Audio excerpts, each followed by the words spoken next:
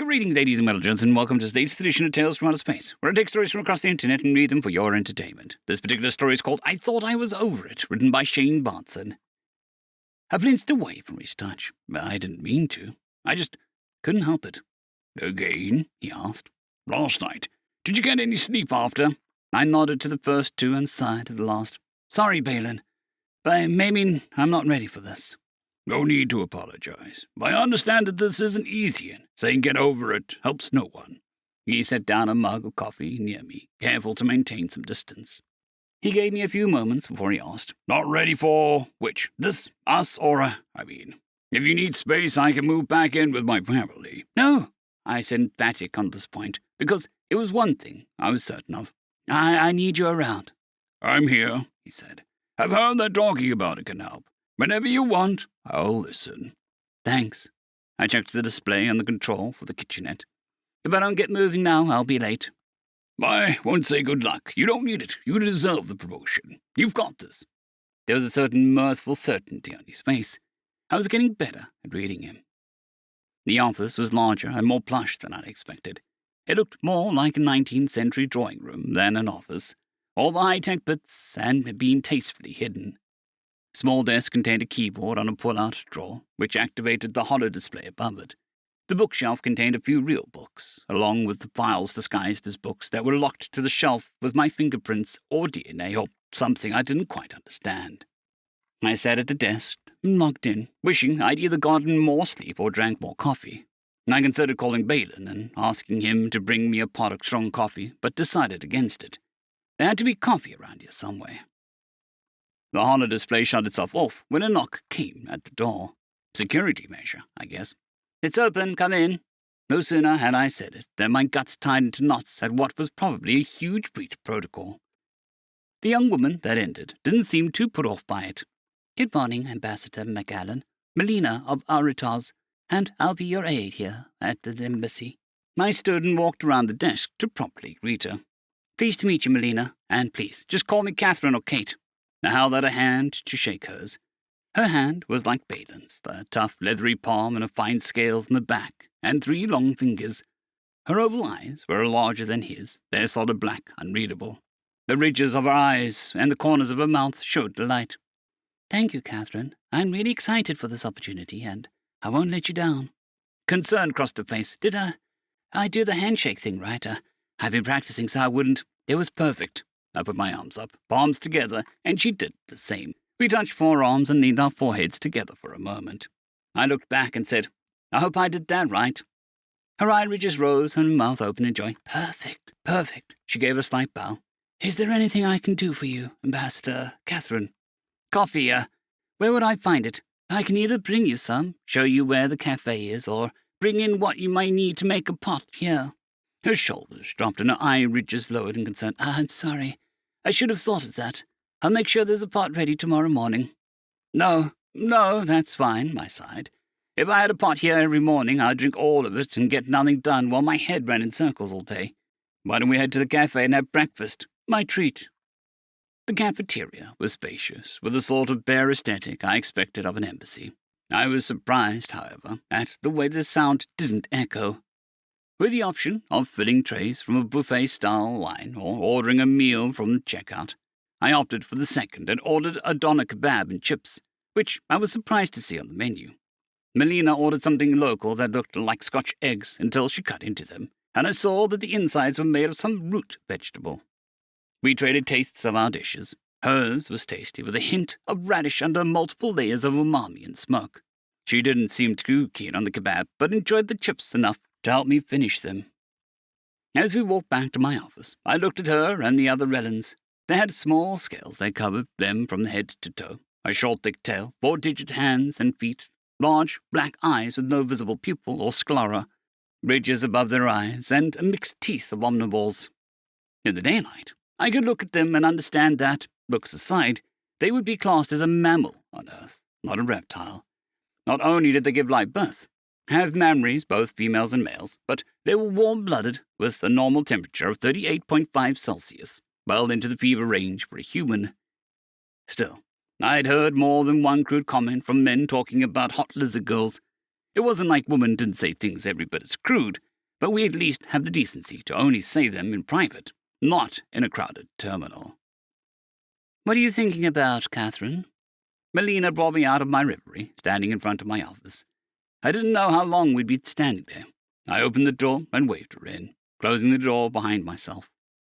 "I'm not even sure," I said. I sat at the desk. There was no work for me to do until after the formal introductions the following day. It was meant to be a day for me to settle into my office.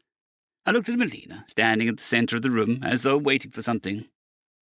I moved to the sofa and offered her a place to sit. "You look like you have something on your mind," I said. "This may be indelicate," she said. "I'll keep it just between us girls. Terran males keep approaching me, trying to interest me in mating." I laughed. "If that's their only goal, keep turning them down. If they only see you as an object of fetish, there's no sense in bothering with them." We spent some time talking about the signs that a human was interested in her more than her body, and I shared some rather scathing turndowns for those who weren't. Melina looked at me then, and then said, "Aren't you living with a Rellan?" "I am." How did you know it wasn't just a fetish thing?" As soon as she asked, her eyelids just squeezed together in embarrassment. "Sorry." "No, it's a fair question. I wasn't interested in him at all when we first met. Over time, though," I took a deep breath, "I keep having a nightmare, but I can't talk to Balin about it, because I don't want to hurt his feelings." "What is it?" She laid a hand on mine, the scales on the side of her thumb making brief contact with my wrist. The scenes flashed through my mind again, and I forced myself not to jerk away. Balin stood before me, thousands of other Relans behind him. He seemed far away, but he was close and small. All intelligence left his face as he dropped into a four-legged position and turned into a lizard along with the other Relans. They swamped me, covering me. That was the point I usually woke up in a panic. I'd explained it to Melina as I relived it, and she held onto my hand the whole time. When I finished and opened my eyes, her nictating membrane was half closed. I'd learned that was a response similar to tears for a human. "I'm sorry, dear," I said. "I didn't mean to upset you, but you understand why I can't tell Balin, right?" She put a warm arm around my shoulder. "I think you should. If he cares about you as much as you obviously care about him, he'll understand. But I have a question. Lizards are reptiles, so why lizards?" "Display on," I said. "Show a picture of an iguana." The three-dimensional image hovered over my desk, and I shuddered. I went through the steps I'd worked through with my therapist to slow my breathing and take control of my panic response. Melina said, "Display off," but it didn't respond. She moved herself between me and the display. "I can tell this bothers you. You should turn it off." "Display off. I'm much better than I was. It's a phobia, an irrational fear of lizards. Snakes are fine, but put legs in them and they're just wrong. I went through a year of exposure therapy to prepare me for working in the Rellan embassy on Earth, Terra, and then another year working there, getting close with Balin, before being assigned to Rel. I thought I was over it," I sighed. "I didn't start having nightmares until I moved here.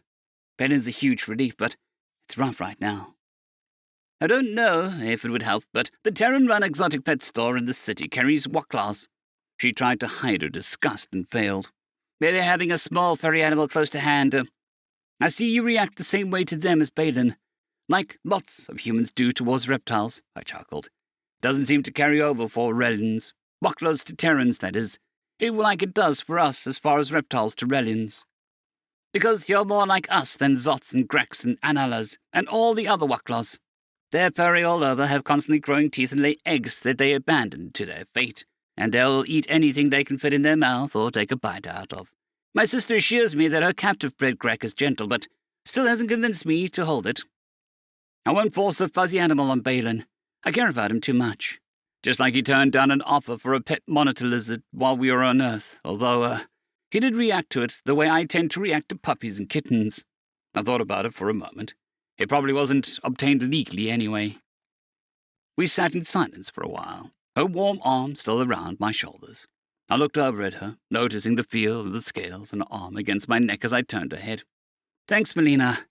I think I will talk to Balin about it tonight. That's probably better than bringing home a wakla," she said. I laughed. "But they're so cute, kind of like fluffy mice with bunny tails." She shuddered and pulled away. "Don't be mean." I put my arm around her shoulders and gave her a hug. I won't, Melina. I never bring it up again unless you want to. Thanks. What do you say to taking the rest of the day off and meeting here in the morning for breakfast before formal introductions are made? Sounds good, she said. She crossed the door and stopped. If you don't mind, I have one more question, though. Sure. What is exposure therapy? I smiled. I promise not to talk about them, but if you want some exposure therapy, talk to your sister about her pet. Spend time around it, get used to being near it, then come talk to me about the next steps. You mean? Yeah. I held an iguana for over an hour the last time while it slept on me, using me as a heat source. I shrugged. Like I said, I thought I was over it. End of story.